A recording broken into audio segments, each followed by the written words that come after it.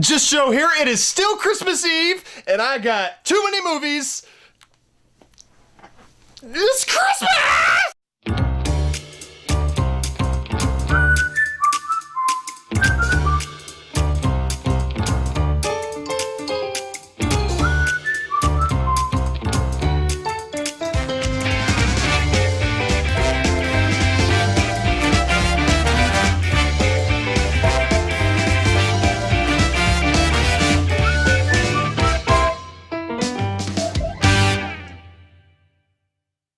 So in the last video, I watched It's a Wonderful Life, and it was definitely a wonderful life for George Bailey, and it made me even realize that I have a wonderful life, and it's Christmas Eve, it's almost Christmas, it's the best time of the year, all that stuff, and so I got one more Christmas movie to watch before I fully get into the holiday spirit, and it's Christmas. And the movie that I'm going to watch for my last movie review for Christmas month, or at least for the Christmas season, because I got one more review to do this month, is a movie that I really only knew about the remake in the 90s with Mara Wilson, and I believe the park owner from Jurassic Park, I don't remember his name, a wonderful actor, but I knew of that, and I remember I saw that as a kid, and it was okay, it was fine. And years later I found out that it was a remake, and I heard all these wonderful things that the guy in it who plays Santa Claus, or Kris Kringle, won an Academy Award for Best Supporting Actor. An actor actually won an Academy Award for playing Kris Kringle, Santa Claus. And it also won for Best Writing. And the movie, of course, I'm talking about is Miracle on 34th Street. I've heard such wonderful things about the original classic. It's a holiday classic, it's a movie classic, it's on a lot of people's, best of lists when it comes to their favorite Christmas movies, and I've always wanted to give it a watch, which is why I bought it, and that's exactly what I'm gonna do. Actually, I already did. To get these reviews out, I'm kind of doing this quickly, and I've already watched it.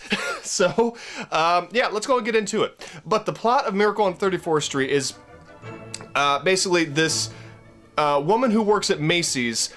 She's throwing this parade, this Thanksgiving Day parade, and her daughter's watching from above with a neighbor who she kind of has, a thing for, and he has a thing for her. And her Santa Claus that day is drunk, which really shocked me. It was funny. I'll admit, the humor in this movie, there's a lot of good humor in this movie, very funny, that made me laugh quite a few times, and that was a nice surprise. But anyway, this just guy who looks a lot like Santa Claus kind of just shows up, and he takes over for the drunken Santa Claus, and he's just magical, and he's hired by Macy's to be the Santa Claus that the kids come and sit on his lap and everything. And he kind of changes things at Macy's because it's the biggest store in New York, but they don't always have everything, so he is telling people where to go to get things because he's Santa Claus. That's the thing. He really does believe that he's Santa Claus. He goes by Kris Kringle, and nobody can really dispute it, but he changes things at Macy's, and everyone loves him, and he meets the woman and her daughter, and it's kind of clever that the woman has taught her daughter to just not believe in fairy tales, not believe in anything that's not based in reality. And I didn't expect that. I didn't know that that was the case. So when they finally meet Kris Kringle and the little girl meets Santa Claus, she kind of gets confused. And the mom wants him to tell her, like, you're not Santa Claus, but he can't. He's Santa Claus.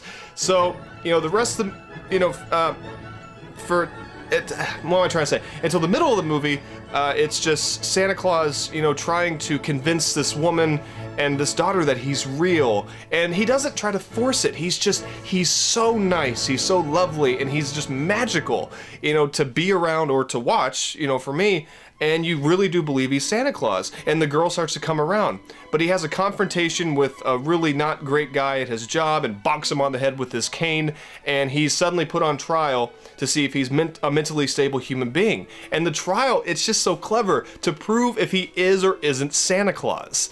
And the ending, and that's the rest of the movie.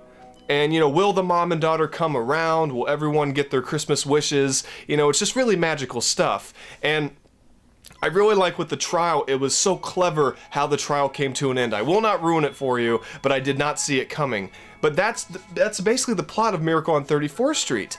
And it is such a magical movie. It is wonderful to watch. It's only about an hour and a half. It's not long, but it flowed from the very beginning. The one thing I'll say up front, because the plot to this day is still an extremely clever plot, and this screenplay, I see why it won an Academy Award. Very well written, and the dialogue is great.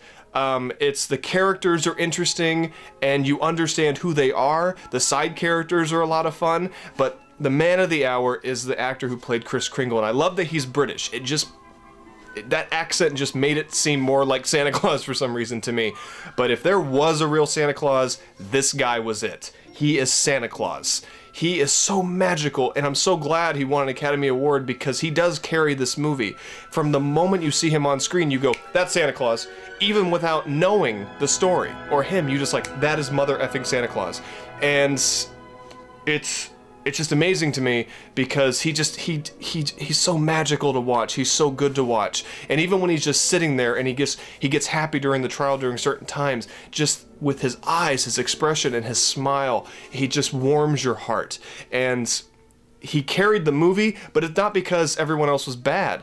The guy who plays his lawyer, I loved his character. He still believes in stuff, and he's trying to prove that Santa Claus is real. And other people are trying to prove he's not, but at the same time, they don't want to prove that because they have kids, and they don't want to be ostracized from society for proving that Santa Claus isn't real. It's such a clever story. It really is.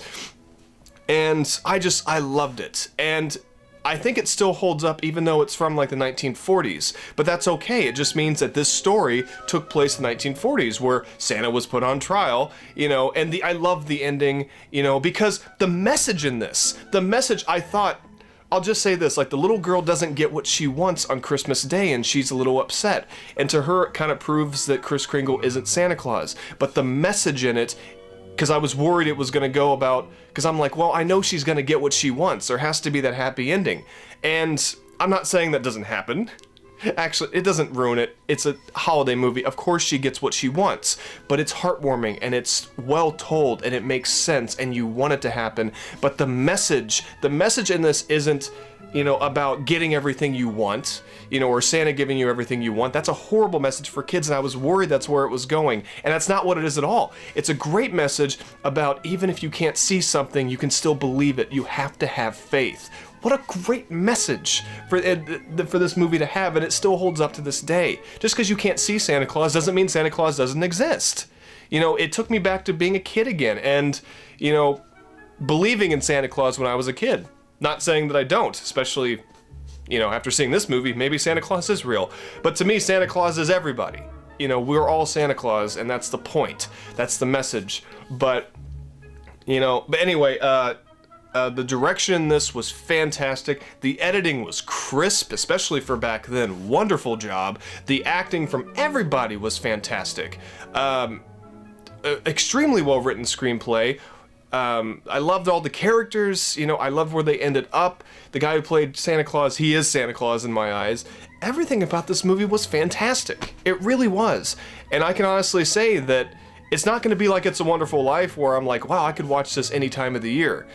This one it's a Christmas movie. That's when you want to watch it, but I highly recommend it. And even though this is a movie where it's not going to become a movie where I rewatch it all the time, I am definitely rewatching this every single Christmas, and I recommend you do the same. If you could watch it today or tomorrow, with today being Christmas Eve, tomorrow being Christmas, please do if you can. Hell, I may even watch it again. So I give A Miracle on 34th Street a Just Joe rating of 5 out of 5. So thank you very much for tuning in to Tuning Movies with me, Just Joe. Links in the description below. I was happy to wrap up Christmas month, and I'm sorry these videos were a little bit late. Like I said, there's some good stuff going on in my life, and I've been enjoying that, and I hope to enjoy it even more. But I do want to say this. Not that many people watch these things, but I do want to say this. Because for me this year, it's been a shit year. I've had 2 family members pass away, 2 family members die, and it's been hard. And just a lot of stuff this year has not really gone my way. It hasn't been a good year for the most part. But you have to have faith. Like this movie taught me or teaches us. You have to have faith. And you have to keep working hard. You have to just appreciate what you have. And after my grandmother's death, I started to appreciate what I had. Because life for some people is not very good. You know, we tend to focus on the bad instead of the good. And I was guilty of that for a long time. And ever since I've been focusing on what I have, with the family I have left, which is plenty, all the friends that I have, and, you know, recently somebody special. Life is good. And I love Christmas, and I love this time of year, and I like to think that I've made a lot of people smile during this Christmas season, because that's what I like to do. I like to make people happy, and I hope to do the same tomorrow on Christmas, because I know they'll make me happy and they'll make me smile as well. And that's what the holidays are about. So please have a safe and wonderful Christmas. I hope it's merry for everybody. I hope everybody can be with somebody. But if not, I still hope you can have a good Christmas, because it is the most wonderful time of the year. It's not all about gifts. It's about, you know, just love. And I hope everybody can be loved and also give love. And, you know, right now I feel like the luckiest guy on the face of the earth, to quote another movie that I still haven't seen. But I hope all of you have a safe and wonderful Christmas. I will try and do the same. And I will have one more video this month. It's a New Year's Eve movie, and I will finish out the year with that. And then I've got a surprise for everybody in January. So, thank you very much. Happy holidays, all that stuff.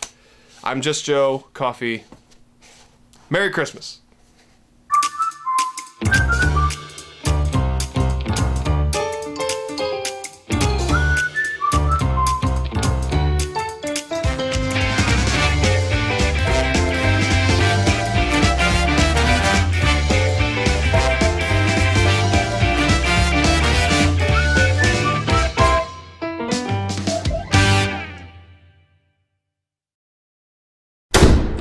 Quiet on the set.